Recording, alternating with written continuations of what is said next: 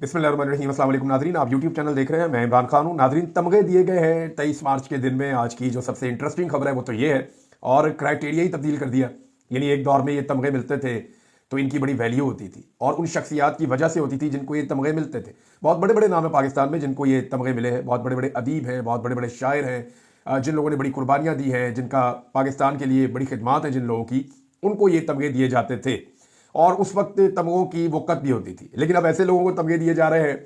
यानी मैं अगर सिंपल एक चीज़ जो मैंने गौर किया वो ये है कि जिन लोगों को ये तमगे मिले हैं उनके नामों को आप पढ़ें तो आपको एक चीज़ का आइडिया होता है कि ये तमगे बुग़्ज़ इमरान खान में बांटे गए। Simple is that. यानी आप सिंपल देखें ना, गौर करें उसके ऊपर, तो वो लिस्ट आप पूरी निकाल लें।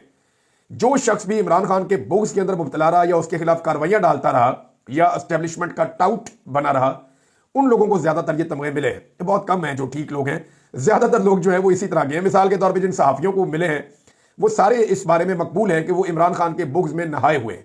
यानी बहुत बुरी तरह वो इमरान खान के बुग़्ज़ में मुब्तला है, या वो एस्टेब्लिशमेंट और इस हुकूमत के टाउट्स का किरदार अदा करते रहे। ज्यादातर ऐसे ही है। और इसके बाद जनाब उमर फारूक साहब, ये वो हैं जो तोशा खाना वाली जो घड़ी वाला केस था उसके अंदर एक बड़े अहम किरदार थे इमरान खान साहब के खिलाफ, इनको भी मिल गया। फिर ख्वाजा अनवर मजीद साहब, ये बहुत बड़ी शख्सियत है जनाब, आसिफ अली जरदारी साहब के दोस्त हैं, और ये जिन हवालों से मकबूल हैं, जाली बैंक अकाउंट का जो स्कैंडल था वहां से इनको शोहरत मिली थी। सिंध में शुगर मिलों के मालिक हैं। ओमनी ग्रुप के सरबराह आसिफ अली जरदारी साहब के करीबी दोस्त ख्वाजा अनवर मजीद को पाकिस्तान के दूसरे बड़े सिविल एजाज हलाल इम्तियाज से नवाज दिया गया। ये माजिद निजामी साहब ने इसको ट्वीट किया, जर्नलिस्ट हैं। और अहमद इसहाक जहांगीर साहब, DG FIA, इनको भी मिला है। डिप्टी कमिश्नर इरफान नवाज मेमन, इनको भी मिला है। ये लोग खासे मकबूल हैं पाकिस्तान तहरीक इंसाफ को कुचलने के हवाले से। तो ये जनाब क्राइटेरिया रह गया पाकिस्तान में तमगे बांटने का और तमगे देने का। इस मौका पर जो दूसरी चीज़ बड़ी अजीब हुई वो सदर पाकिस्तान की तकरीर थी। यानी ये तो हमें पता था कि आसिफ अली जरदारी साहब बीमार हैं, वो बात नहीं कर पाते सही तरीके से, या वो उस तरह से एक्टिव नहीं है जिस तरह वो माजी में हुआ करते थे। लेकिन आज तो वो बहुत बुरी तरह एक्सपोज हुए जरदारी साहब। जब उन्हें खड़ा किया गया तकरीर करने के लिए तो उनसे चंद अल्फाज भी ठीक तरीके से नहीं पढ़े जा रहे थे, क्योंकि उनके सामने एक तहरीरी तौर पे डॉक्यूमेंट मौजूद था जिसे उन्होंने पढ़ना था, एक तकरीर थी। तो जरदारी साहब वो नहीं कर पा रहे थे, बार बार अटक रहे थे, बार बार रुक रहे थे। सुप्रीम कमांडर है आर्म फोर्सेस के, और जिस तरह उन्होंने ये तकरीर की, जिस तरह तरले मिनतों के साथ उनकी तकरीर मुकम्मल हुई, वो इंतहाई अफसोसनाक है। और फितनतुल खवारिज के खिलाफ वो तकरीर कर रहे थे, और बड़े बुलंदोबांग दावे और दुश्मनों के नापाक अज़ाइम को नाकाम बनाने की वो बातें कर रहे थे। लेकिन उनके अंदर वो जान नहीं थी, उनके अल्फाज में वो जान नहीं थी। पाकिस्तानी इससे बेहतर सदर डिजर्व करते हैं, लेकिन क्योंकि इनके ऊपर नजर आकर ठहरी पाकिस्तान की एस्टेब्लिशमेंट की, तो जाली फार्म 47 की हुकूमत बनाने के बाद आसिफ अली जरदारी को सदर पाकिस्तान बनाया गया। अब ये शर्मिंदगी हमारे साथ ही है। यानी जब तक अब ये रजीम चलेगा, ये वाली शर्मिंदगी हमारे साथ ही है जनाब। अमेरिकन बहुत शर्मिंदा होते रहे, उन्होंने तंग आके जान छुड़ाई जो बाइडन से, और इतने नाराज हुए कि जो बाइडन की पार्टी को मकबूलियत के बावजूद फारिग कर दिया, और डोनाल्ड ट्रंप जो है वो वहां पे इलेक्शन जीत गए। जो बाइडन ने इतना बेड़ा गर्क किया अपनी पार्टी का, अब उसी तरह का एक तोहफा हमें मिल गया है। ऐसा लगता है कि जो बाइडन से बड़ी मुतासिर है पाकिस्तान की एस्टेब्लिशमेंट, तो जो बाइडन टाइप का बंदा लेकर आए, इस तरफ चल पड़ता है तो इधर ही चल पड़ता है, इस तरफ चल पड़ता है, जो बोलता है उसको समझ नहीं आती मैं क्या बोल रहा हूँ। अल्फाज टूट टूट कर उनकी अदायगी हो रही है, ना कोई लहजा है ना कोई और चीज़ है। हालांकि एक दौर था जरदारी साहब बड़े मजबूत आदमी दिखाई देते थे, बड़े ज़बरदस्त तरीके से बात करते थे।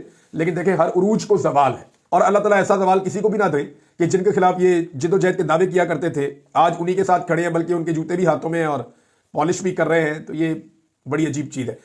नाजरीन, इस मौके पे 23 मार्च के हवाले से एक ISPR ने नगमा जारी किया है, और इस मरतबा जो गुलूकार चुने गए वो इस रीजन के जो मकबूल तरीन गुलूकार हैं उनमें से एक आतिफ असलम साहब। ये बड़े शानदार गुलूकार हैं, बेशुमार इंडियंस, पाकिस्तानी और जितने भी लोग उर्दू बोलते हैं वो सब उन्हें बहुत पसंद करते हैं। बड़ी ज़बरदस्त उनकी आवाज़ है। बल्कि बहुत सारे लोग ऐसे हैं जो उर्दू नहीं भी बोलते, पश्तो बोलते हैं या और ज़बानें बोलते हैं, वो भी आतिफ असलम साहब को सुनते हैं। तो बड़े ज़बरदस्त किस्म के वो गुलूकार हैं।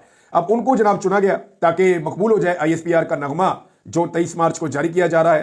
तो वैसे भी मैं आपको एक बात बताऊँ, आतिफ असलम बगैर म्यूज़िक के गुनगुना के भी अपनी कोई वीडियो सोशल मीडिया पे डाल दें तो वो मिलियंस में चली जाती है। वो इतने मकबूल गुलूकार है। वैसे ही गा के ना किसी के साथ बैठ के बगैर म्यूजिक के भी आतिफ असलम अगर गाएगा और वो सोशल मीडिया पे जाएगा तो वो मिलियंस के अंदर वीडियो जाएगी। यहाँ 24 घंटे से ज्यादा गुजर गए हैं और 1.5 लाख तक ISPR के चैनल पे ये वीडियो नहीं पहुंची। और ये 1.5 लाख भी वो हैं जो डाई हार्ट किस्म के फैंस हैं आतिफ असलम के, और उनको तो ये खोलना था और देखना था कि आतिफ असलम का नया सॉन्ग आया, इसमें बहुत बड़ी तादाद में इंडियंस भी हैं, पाकिस्तानी भी हैं, ओवरसीज भी हैं, पाकिस्तान के अंदर लोग भी हैं। बहरहाल आतिफ असलम साहब का जो एक इन्होंने कोशिश किया कि उनकी मकबूलियत को इस्तेमाल करें, ISPR का काम बन नहीं रहा, बात बन नहीं रही। सोशल मीडिया पे बहुत ही बुरे हालात हैं ISPR के लिए या पाकिस्तान की मिलिट्री एस्टेब्लिशमेंट के लिए। सोशल मीडिया पे बहुत बुरे हालात हैं, बहुत ही पतले हालात हैं, वो कोई भी नैरेटिव बना नहीं पाते। हालांकि 2-3 चैनल्स भी लॉन्च किए गए, एक काला चैनल है, एक लाल चैनल है, वो बेचारे दिन रात कोशिश करते रहते हैं। मेरे ख्याल में जिन्होंने काला चैनल लॉन्च किया वो जल्दबाजी का शिकार हो गए। उन्हें चाहिए था कम से कम 1-1.5 साल इस चैनल को बिल्कुल न्यूट्रल तरीके से चलाते और किसी को पता ही ना चलने देते कि ये चैनल उनका है। लेकिन वो काला चैनल, जो बैक एंड बैठ के जो लोग ये काला चैनल चला रहे हैं, उन्होंने जल्दबाजी की और जल्दबाजी में अपना नैरेटिव, अपने बंदे वो इन करना शुरू कर दिए, जिसकी वजह से वो वक्त से पहले अवाम में एक्सपोज हो गया